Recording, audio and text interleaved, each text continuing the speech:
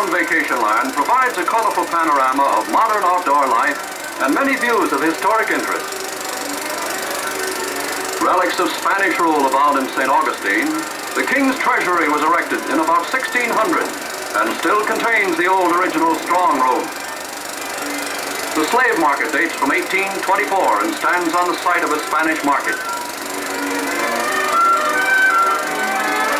The Magic Fountain. The Spaniards never found it, but modern Americans realize that any good spring water, plus Florida sunshine, can renew one's youth. Silver Springs is famed for its crystal clear water, and the glass-bottom boat enables the curious to see to the very bottom of the deep lake.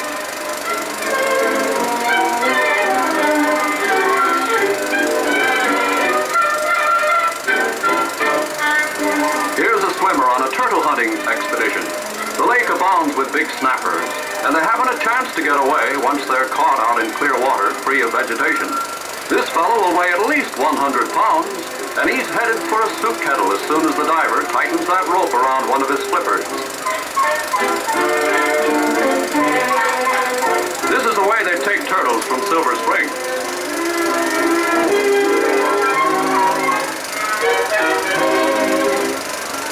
South of St. Augustine is Marineland, where visitors enjoy feeding the porpoises. These mammals of the deep, usually timid, seem to know they're safe here and almost stand on their tails for a choice morsel.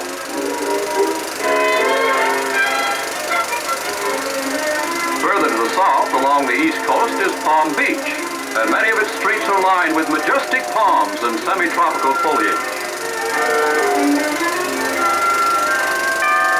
Mirrored in the water at Lake Wales is the famous singing tower in Carillon, built by Edward W. Bok as a perpetual monument to the motive he gave as its keynote. Make you the world a bit better and more beautiful because you have lived in it.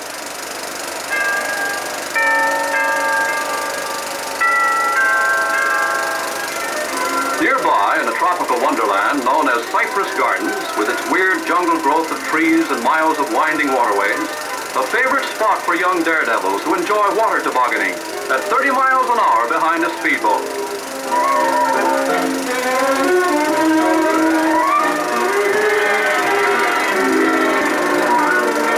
And here's a sextet of lovies on skis.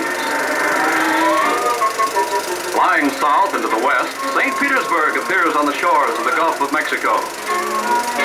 In winter, the local newspaper is free when the sun fails to shine.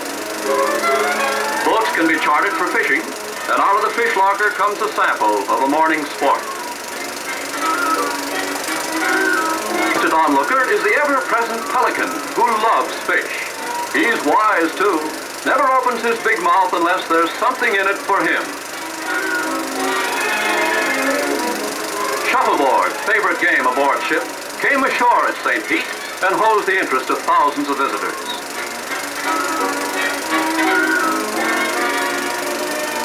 Throughout the entire peninsula, there's a real Florida holiday. All the rails, the roads, and the skyways lead to Miami on the East Coast, mecca of millions from every state when winter grips the less fortunate sections. Its many wide boulevards indicate that Miami is a real metropolis with a wintertime housing shortage that brings out thousands of trailers, many of them parked in special camps where public utility services are available. And here's a cute job that's real doggy. Poochie lives like a king.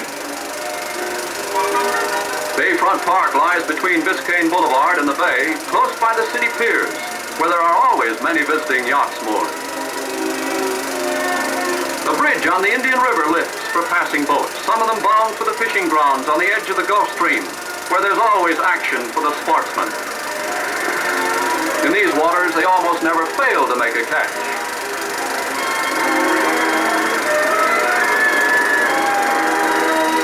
Biscayne Bay is a splendid harbor with easy access to the ocean and providing depths of water to accommodate the largest coastwise steamers. Of course, the chief attraction of a Florida holiday is the beaches, especially when snow and ice and earmuffs rule the frozen north. Hialeah Park, famous racetrack, is popular throughout the racing season. And one of the sights here is the huge flock of flamingos originally brought to Florida from Cuba and Central America. They're lucky birds with such a beautiful Hialeah's betting fraternity.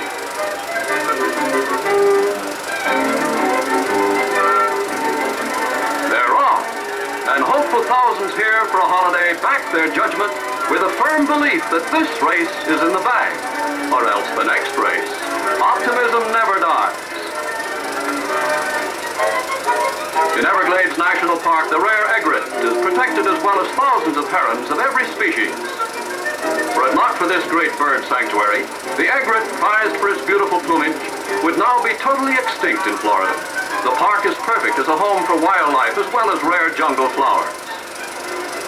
Here, deep in this tropical wilderness of the Everglades, there's a peace and quiet remote from civilization's turmoil.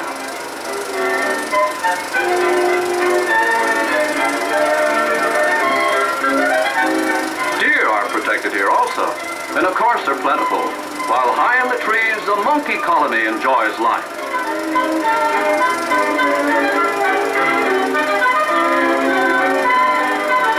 They're mindful, of course, of danger below and constantly keep a watchful eye on the lurking gator, who would enjoy a nice monkey dinner. But no such luck.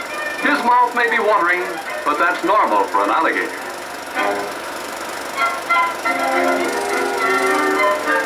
Nothing disturbs the happy freedom of life in this jungle where even the old story of boy meets girl is enacted.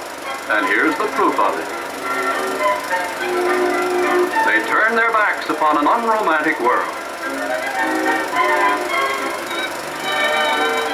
The descendants of the Indians surviving the Seminole War of 1836 still live in the Everglades very much as they always did, and just about as primitive. The young ones look well fed. There are today not more than 300 Seminoles remaining of a tribe that once numbered thousands. From the air, plenty of game can be seen. And even wild turkeys are sighted scurrying off through the brush.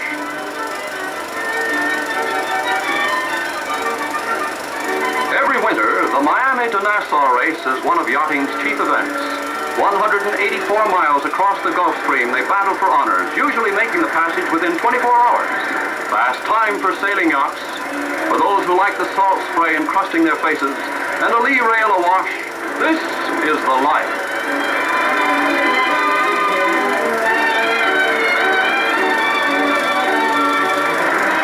And for those who like a great variety of sports and recreation, the days aren't long enough. They take advantage of the night hours also to crowd every moment with fun and interest on a Florida holiday.